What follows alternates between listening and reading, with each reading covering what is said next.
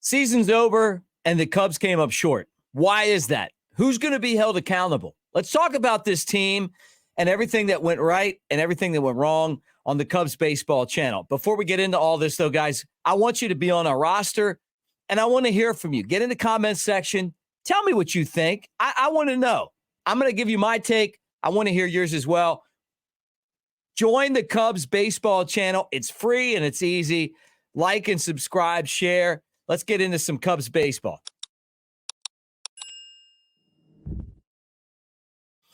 Well, it didn't go the way that we wanted it to go. I mean, I don't know if there's any other way to say it, but this isn't what I thought was going to happen. I figured the Cubs were going to figure out a way because they had the better team. They had a better team than the Diamondbacks. They had a better team than the Marlins. I get it. The Diamondbacks had a couple more pitchers that were more consistent than the Cubs. I get the injuries and everything else, but at the end of the day, this was a disappointing season. And there's so many reasons why this was a disappointing season. First off, you get to the trade deadline, you could have got a king's ransom for some of the guys on the team, and that's not what happened. These guys started to bust their ass, and they made a run, and it's like you can't just I think Jed Hoyer made the right decision. You're not going to trade away, all of these star players in the midst of, those guys showing that they can play. The problem is, to me, is that down the stretch, David Ross would not rest these guys. And Dansby Swanson, who I think is a tremendous player and an asset to the team, looked tired at the end of the year. Cody Bellinger wasn't very productive down the stretch, but he didn't get any days off. Ian Happ was better at the end of the season, but he could have used a breather every once in a while. And when we look back at this, it's going to be a really disappointing season just because the Cubs gave away some really good players at the trade deadline. And you're going, well, who's Nelson Velasquez? We don't know him yet. Well, I'm going to tell you right now, he's better than Jose Cuavas. He's better than a middle relieving sidearm guy that you didn't even have locked down for 4 years. I mean, the guy hits a bunch of home runs. He's a really reliable outfielder. He's a good player. And the Royals killed us in this trade. Okay? That's the first thing. The second thing is Jeimer Candelario. I was happy to have him back. I mean, I know him. He's a great guy, and he was an asset. And then his back got hurt. Then he sat on the bench because he was trying to heal up, and the Cubs went right down the drain. And now all of a sudden you're going to look back and you're going to go, we traded DJ Hers, who's going to be a frontline starter, for a guy that might not be on the team next year. And here's the other part of this, guys, is that if you start signing people, you're handicapping the asset that the Cubs have when they traded away all of the guys that won the World Series in 2016.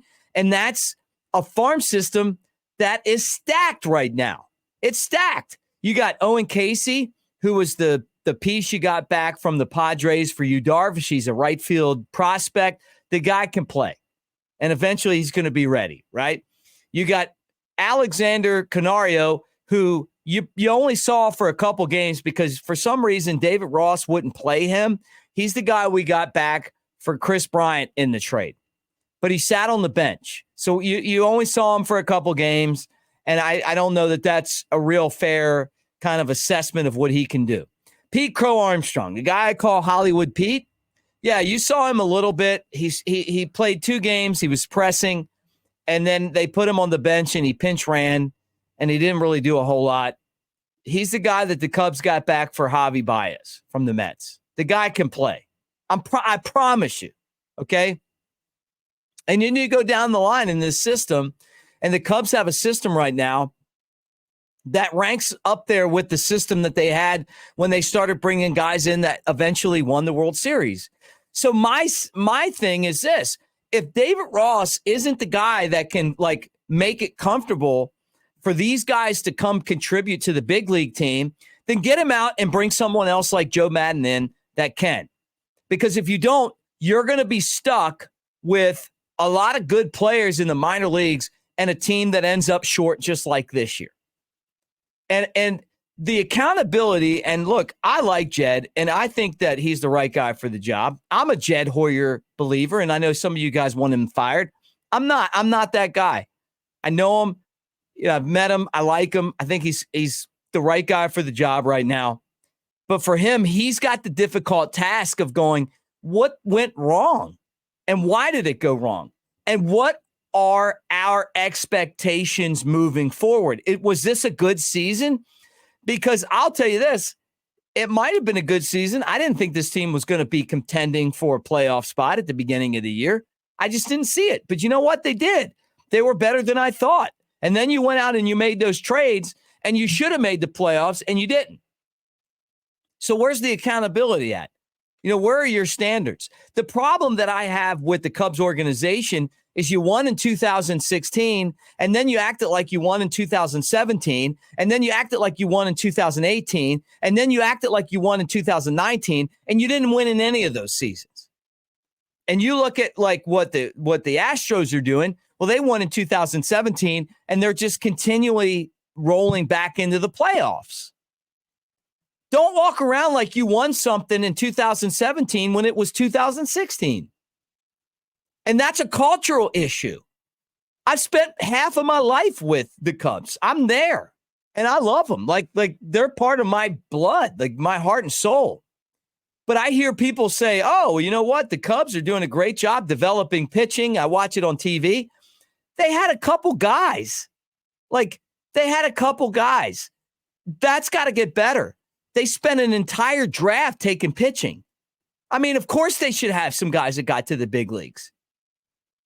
It's like, oh, well, I see Jordan Wicks and Javier Assad and, whoever else, Justin Steele.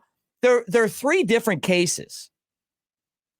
And I get it. You're just talking about something that you heard from somebody else. But there's 20 other guys that they drafted in each draft that aren't there right now, including first-round picks and second-round picks and third-round picks. Like, the expectation shouldn't be, oh, let's get one guy up here. The expectation should be we have so many guys that are ready to come up here and pitch, like the Atlanta Braves, that we don't like, hey, we'll lose a couple guys. We'll just slide someone else in there. That's the truth. And that's what should be the expectation. So when you see people on TV going, hey, want to throw a party, don't throw a party. You don't know what you're talking about. I'm sorry. You just don't. The bottom line is this, is that the pitching development has to get better, or the drafting has to get better. One way or the other, when you draft all of these guys, you should have bullpen guys and you should have big league pitching starters that are ready to help the team. And they didn't have that this year. That's number one. Number two is, what are your expectations for success? Is it contending and falling out at the end of the season? Or is it, we're going to kick everybody's ass and we're going to win the World Series? You can say what you want to say about Joe Madden, but in 2000, when he got to the Cubs, those were his expectations. And then in 2015, no one thought the Cubs were going to contend, and guess what they did? Their expectations were here, and they almost did it. They lost to the Mets in the championship series in the National League, and then the next year they won the World Series. And then they won the World Series, and they acted like they won the World Series for 25 years. And I get it, because we hadn't won one in a while. I just hope that Jed's accountability is, this isn't acceptable. That's what I hope. Because if your standard is up here, you didn't reach that standard this year. You didn't get there. And if you didn't get there, then that means that there should be some accountability. And that's what I'm talking about. Okay? So accountability. And I'm not saying, like, I'm going to reiterate it. My accountability isn't getting rid of Jed Hoyer. But you know what? I might look really hard at David Ross. I might. You're best friends with the TV broadcaster, and you were on Dancing with the Stars, and you're a great guy. But you know what? The way that you use the bullpen, the way that you use the bench, it didn't work. It didn't work. But the guys played their asses off for you, And that did work. And I respect that. So, you know what? I'm not saying fire him. I'm just saying, like, you got to look in the mirror and go, hey, man, what did I do and what didn't I do? Okay? So that's the beginning of it. And I don't know. I don't know. Are you going to bring in, you're going to go reincarnate Leo DeRozier? I don't know. So, you know what? Maybe it's let's get together in a room and let's be honest and be like, hey, here's what you did well, David Ross, and here's what you didn't do well. I'm not saying I want him fired or anything like that. I'm just saying this was a failure. This wasn't a success. Nothing to walk out of the stadium and be proud of because you didn't make the postseason. What are our expectations? What are the Cubs' expectations? Is it contending or is it winning? Is it success or is it, making noise? They made noise. They lost to two of the worst franchises in the game. I mean, as far as like money goes, I'm not talking about the front office and the people in charge, but I'm just saying the Diamondbacks and the Marlins don't have the money the Cubs have, but they're in the playoffs and the Cubs aren't. So that's where we're at right now. So the Cubs came up short. What are the things that they're going to look at or anything? It's just one of those deals where they're going to be like, hey, you know what? We were a year ahead of time. And if that's the case, then get ready for more failure. If Jed pulls everybody in a room and goes, you know what? You're out. I like what you did. You're out. And he holds the bar really high, then this franchise has a chance to be successful. But this was a failure. Plain and simple. And if you disagree with me, look, tell me, message me, tell me why. If you think coming up 1 game short or 2 games short is a success when you traded away a big league, front end starter and a guy that hits a home run, every 9.6 at bats for a middle reliever and a third baseman that we're not going to have next year. You just tell me, you explain that to me.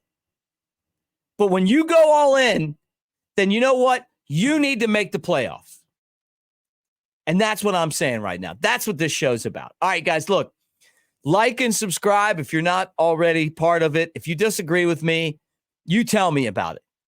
Get on here and argue with me. I want to hear it because my thoughts right now are that this is a failure and that the Cubs had a chance and they didn't take care of business. And I put David Ross at the top of the list because he's the manager. He's the guy that's supposed to take care of business. He didn't do it. I felt like the younger players were put on the bench, and he made that clear in his press conferences, and he wore out the starters to the point where those guys weren't productive. He can't help the injuries, or maybe he can by using some other guys. But I might be wrong. You tell me. I'll get back on here tomorrow. We'll do something else, but thank you for being part of the Cubs baseball channel. In my mind, today was an abject failure. And that this is typical, like for those of you that haven't been a Cubs fan since, 84 like me, this is why it's so tough to be a Cubs fan. This is the lovable losers. This is the shit that I'm talking about right here. This is it. You know what? Are we all supposed to pat ourselves on the back because the team got to the end of the season in the mix? Yeah, because the Cardinals stunk this year. But you know what? At the trade deadline, they just stacked their minor league system. Remember me telling you that. All right, Cubs Baseball channel, like and subscribe. Get in the comment sections. Argue with me. Tell me why I'm wrong or tell me why I'm right. Love you guys. Go Cubs.